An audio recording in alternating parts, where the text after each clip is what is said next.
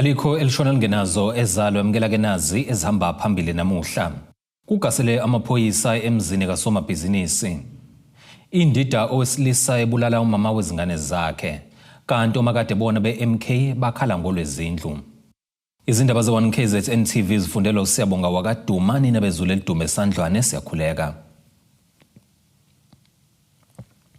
Kugasele amaphoyisa emzini kasomabhizinisi uKelvin Mthibeli emzini wakhe oseDurban North eThekwini KwaZulu Natal. Lokhu kulandela izinsolo ezithi khona okungahambiswanga ngendlela kulamabhizinisi akhe. Colonel Siyabonga ngesikhathi sakho sicela usichazele ngo-day 1 we-raid kade niyenza la eKelvin and Family Group. Police came here to conduct firearm inspection operation. This is under Operation Buyisa, which is aimed at going to all companies, security companies that own firearms, to check if they still do have those firearms that they must have, and if they are complying with the Firearms Control Act of year 2000. Because as the police, we are responsible for ensuring that those who have licenses and guns are handling guns in accordance with the law. Last week, Last week it was a different operation. That was a search and seizure operation in relation to a case of fraud which is being investigated. So this one is inspection on firearms. So firearms and a fraud case is a different matter.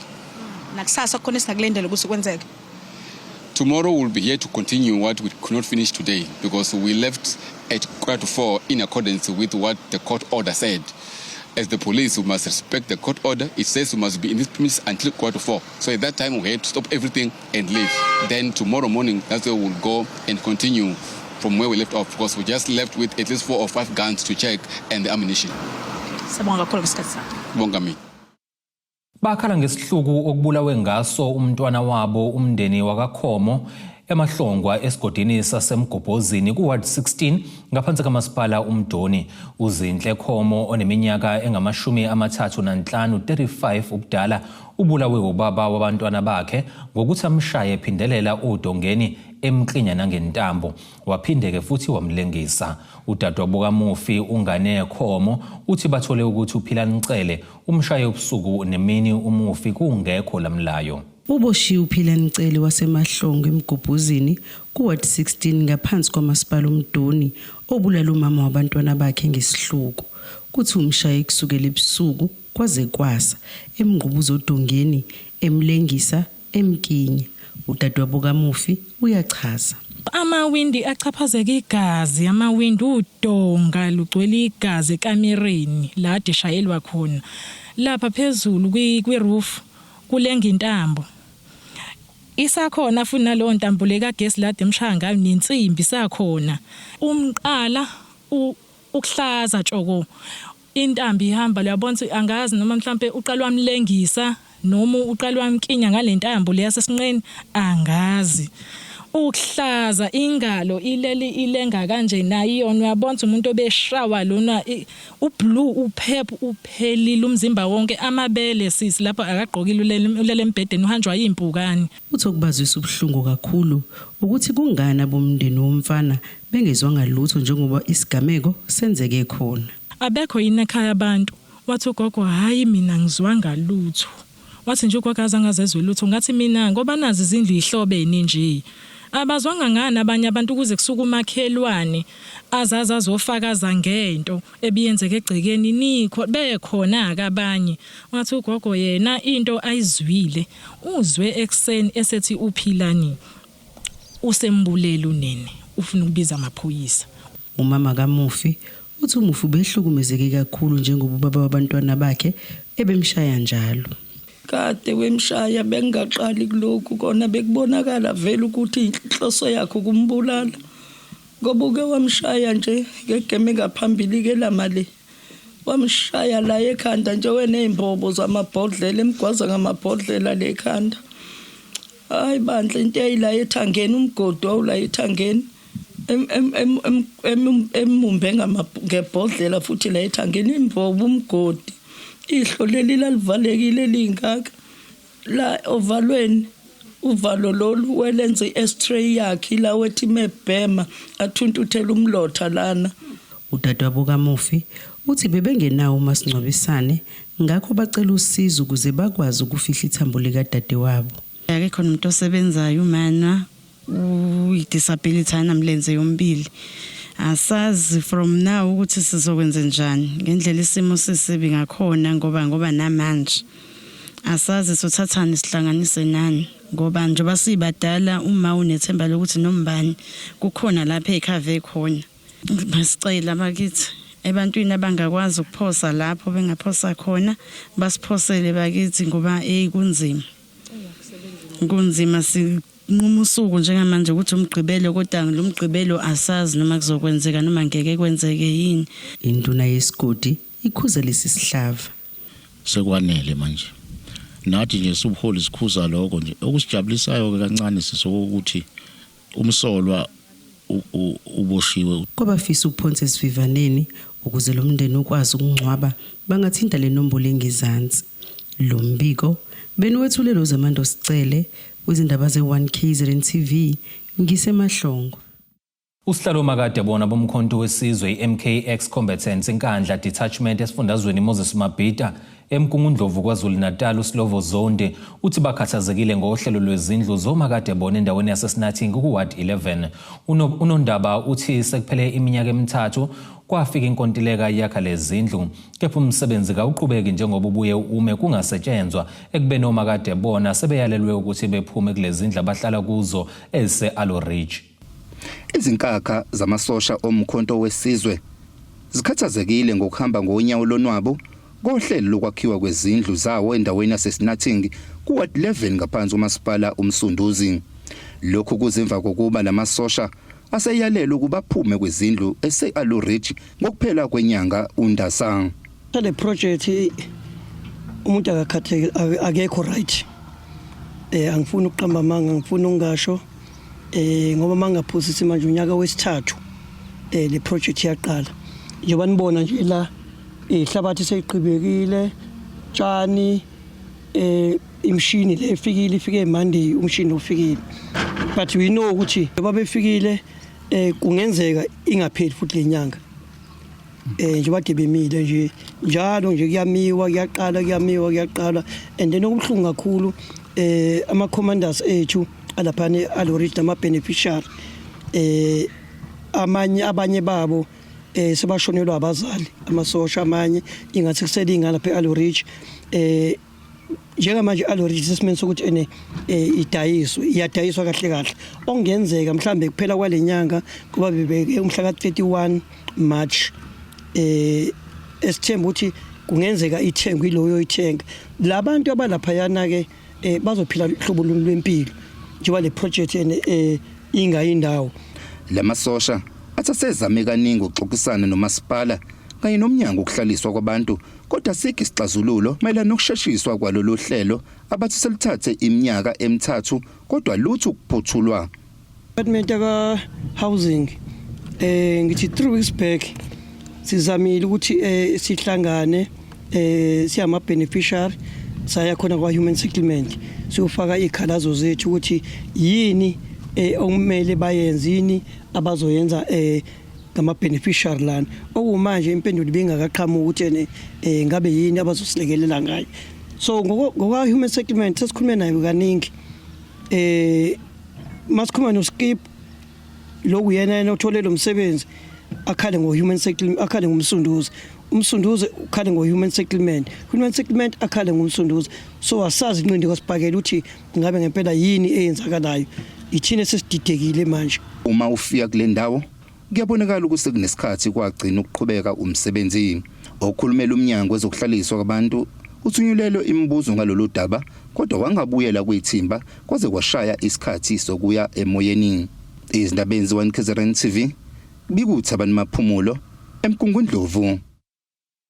Sekuphele isikhathi esingangeviki abazali babafundi besikole samabanga aphansi iBabanango bevale amasanga lesikole ngenxa yenhlanzeko kanye ke nokungaphephi kwaso. Labazali baveza ukuthi abantwana bafundela komahamba nendlwane kanti abanye babo sebegugile ngaphakathi nokuyingozi-ke kubafundi kanjalo nothisha. Sekuyisikhathi esingangeviki kuvalwa amasango esikole Babanango Primary School ngaphansi komasipala iZululand. Abazali baveza ukuba sekwalimala abafundi abangaphezulu kwe-10 kanye nothisha abalinganiselwa kwi-10. Sesilinyalelwe uthisha aba-10 salinyalelwa izingane ezu-11. Ngicabanga ukuthi ezinye izingane zifa ukhonkolo. Ngicabanga ukuthi zikhona khona la njengoba isikole sesineviki sivaliwe. Akusafundeki njengoba nibona kungamaphakhomu la phansi kuzimbobo amaplanga wasekho. Izingane ngisho kuthiwa azwabhalela ama-homework zingena kulezi imbobo ziyophumela ngaphandle. Uma kunizulu izingane azize esikoleni, makuduma izulu izingane azize esikoleni ngoba sekunywa ngisho umsokamo. Akufundeki nje othisha bayalimala. Omunye walaba uveza ukuba nenhlanzeko yakulesi sikole ayikho kahle. Isikole lesehla lapha phezulu ngangiyingxenye yaso, imina engasayinela sizela endaweni yaso. Kodwa ke into esibhekene nawo kakhulu ukulimala kwesikole. Into esusa umsindo ukuze abantu begcwala umgwaqo ama-toilet avalekile esikoleni.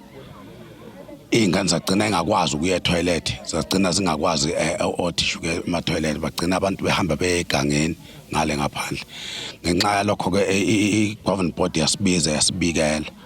Thema isisibikeleke sathatha lesi sinqumo sokuthi ngcono ke sesimise isikole sibhekana nalesi simo esibhekene naso.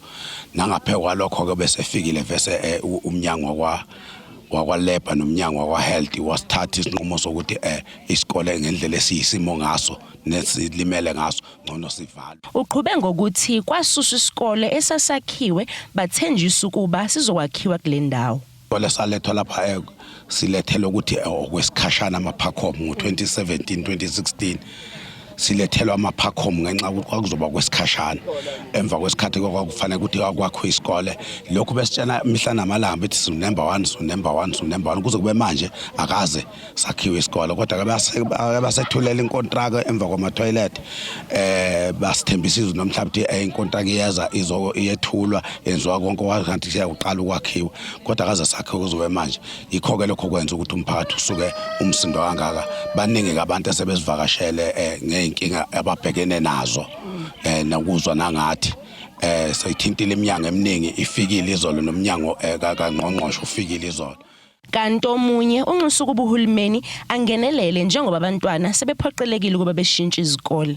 Ukuthi kulungisa amaphakhomu beqhubeke bekhanda isikole ngoba sathutha kuma building ayiphila ngezimo zomhlaba sasesilethwa ngapha ngezansi sathenjiswa izweni nezandla ukuthi sokhanda isikole kumanje azange ize sikhanda. Sekulimala izingane kulimala nothisha. Izingane seziyesaba zithatha ama-transfer ziya kwezinye izikole. Gadladla izindaba KZN TV ngiseBabanango. Ake sihlabene nalikhe futhi sihlangabeze futhi nezinye masibuya.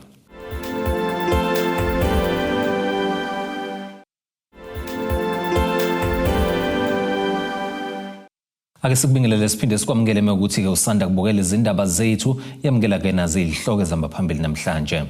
Kugasele amaphoyisa emzini kasomabhizinisi. Indida owesilisa ebulala umama wezingane zakhe. Kanti omakade bona be-MK bakhala ngolwezindlu. Osonhlala kahle bachazwe njengabanye abenza umsebenzi obucayi futhi abasebenza ngaphansi kwezimo ezibucayi nezibeka izimpilo zabo engcupheni ngesikhathi ke kubungazwa usuku lwabo kulo lonke la kuleli emcimbini obubanjelwe eThekwini.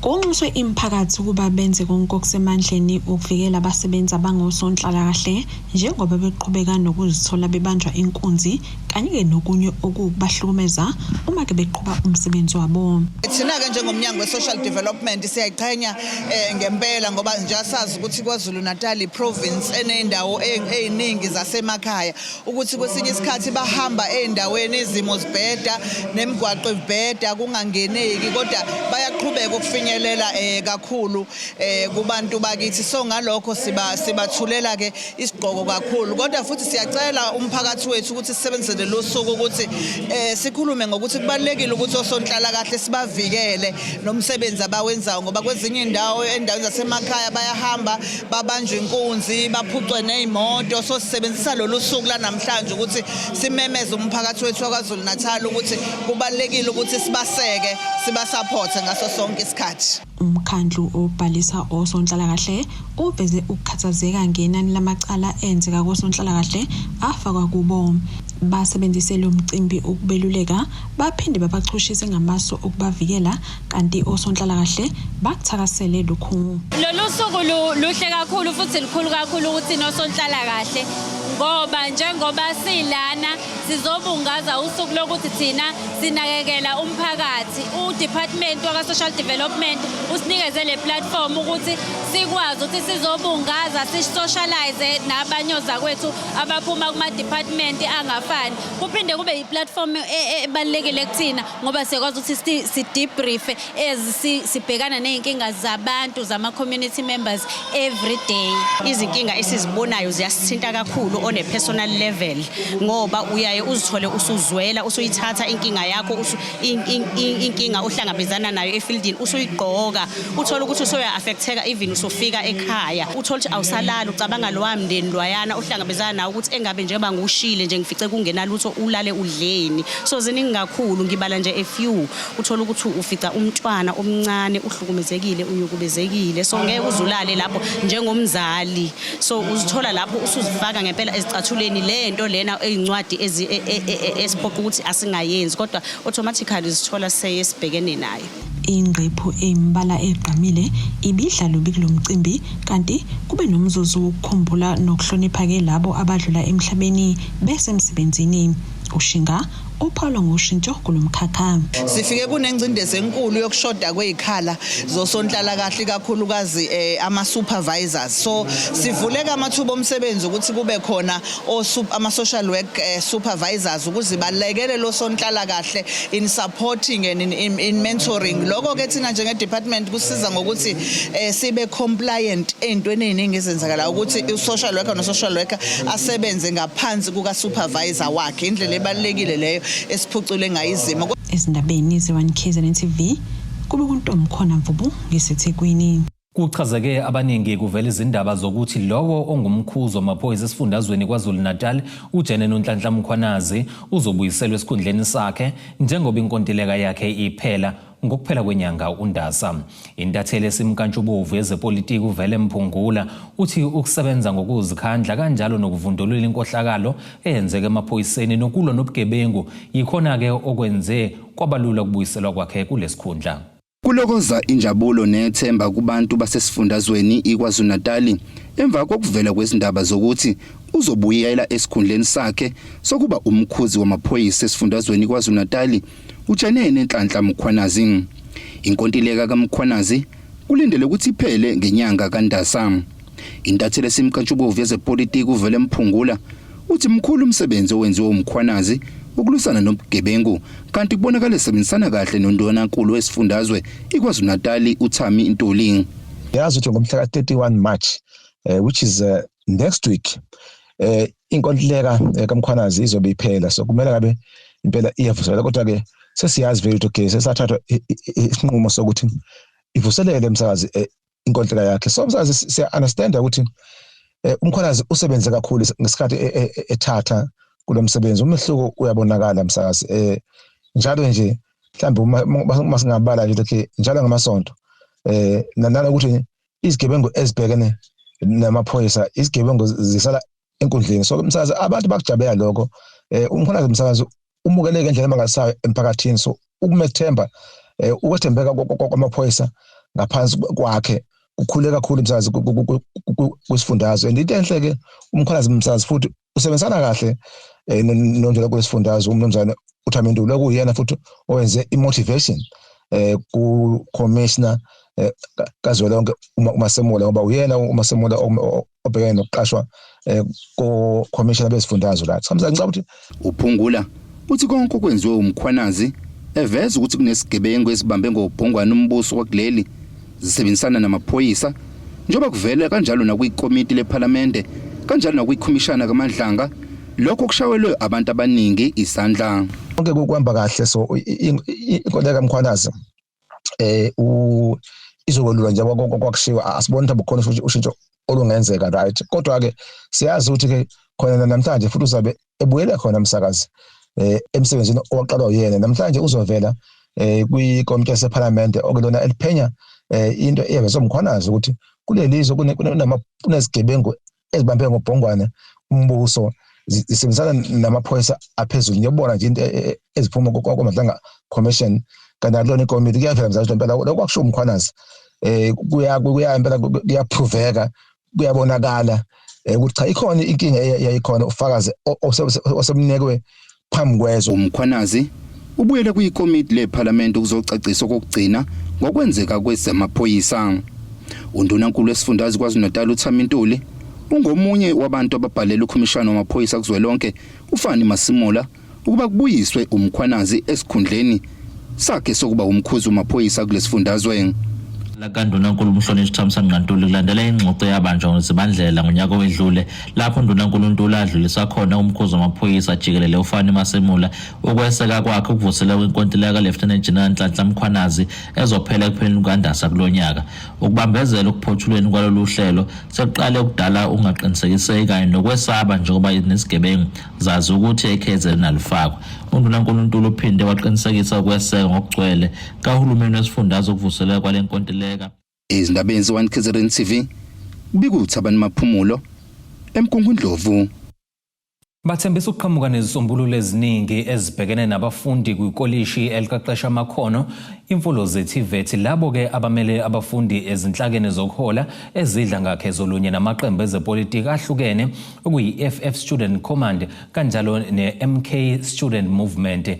Bakusho lokhu njengoba ke kuqhubeka ukhetho lokukhetha isigungu esohola abafundi SRC kulesikhungo namuhla. Luqhubekeke ngaphandle kwesihibo ukhetho lokukhetha ke isigungu esiphethe abafundi SRC emagatsheni ahlukene esikhungo siqeqesha amakhono Mfolozi TVET College.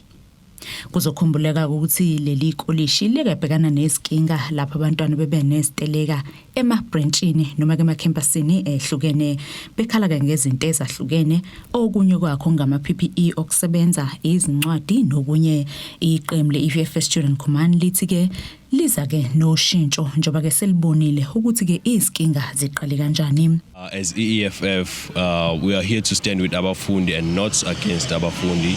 And ziningi ikhalazo sesizwile, then we as EFF Youth Command are going to take them into consideration, and each matter, no matter how small or how big it is, we just hope with Mrs. Buya for his second term. Stories, there will be no strikes. MK Student Movement kungokuqala ke yona kube ingenele ukhetho kuleli gatsha lase Richards Bay. Ithi ke yona ayizile ngokunye kodwa ithi ke ufuna kusizakala umfundi athole zonke izidingo zakhe ngendlela efanele nangesikhathi esilindelekile. It's been years nabantu ebebeseva ngaphathi bethi bamele ama-students but bengawenzi lutho be-end up kuba yibona futhi abawadayisayo ama-students.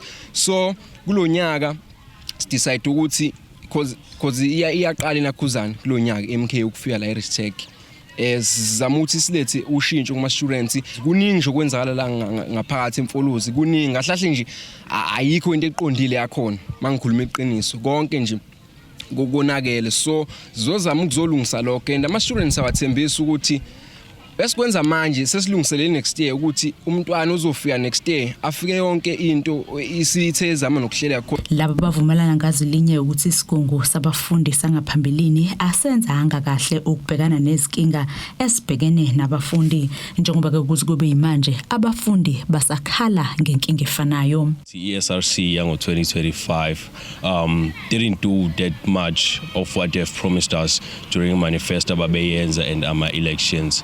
Some to an extent ukuthi abafundi beze be-deregister bayabuyisa because ama-issues abo akazesokungelo. So as EFF Youth Command sithi simana abafundi and njengoba unyaka uqalile i-movement yethu iyabonakala and umnyakazo iyenzeka. Kodwa nalabantu suke sesibabekile ukuthi besimele benze bigcine besidayisa benze ukho abakwenza ngoba sifikile ke siyazi ukuthi labade bekhona amazambane abolile bashiya ingane zabo so vele bayimbewe yodwa zozama ukuthi zivimbe lonto ngoba lokho kusehlele ngonyaka odlula ukuthi sibe nezigebengu sibeka sithi siyasimela zishiye ezinye sifuna ukuzolungisa lokho amaqembu abangenele kukhetho kuleli gatsha lase Richards Bay iRestech mabili nje kuphela iMK Student Movement kanye neEFF Student Command esitabeni ke 1K ZNTV ngingusamukeliso Ngqulunga bengise Richards Bay. Ake siphinde futhi sihlabena nale linye ikhefu sihlangabeze nezinye masibuya.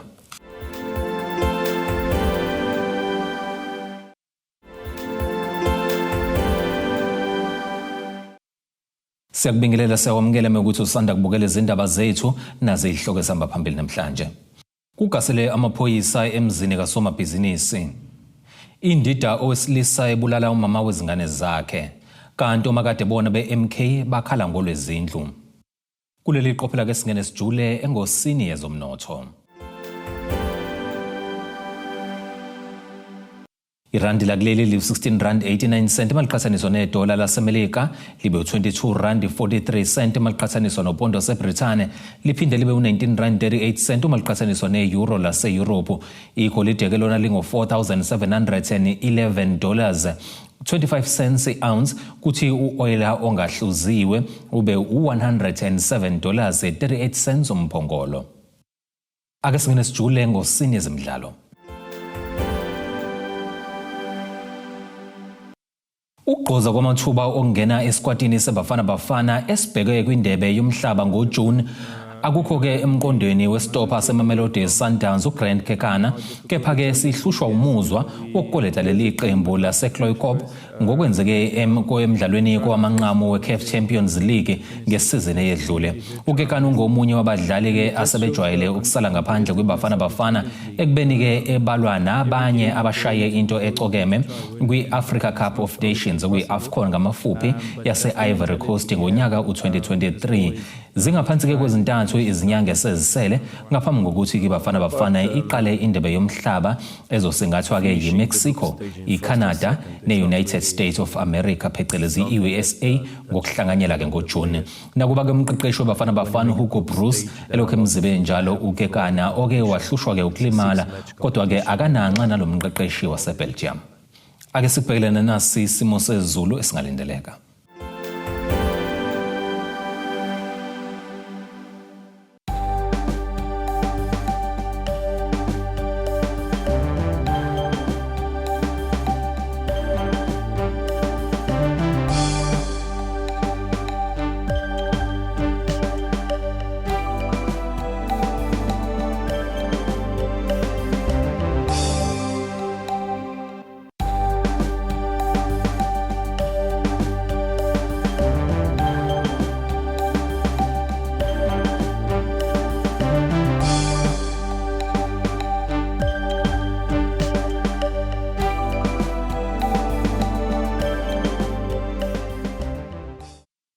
Zulumnyama ndlela zimhlophe ziyaguqa bese kuphathele zona namhlanje hlangabeze futhi kusasa noma kanjani ngesikhathi esifanayo.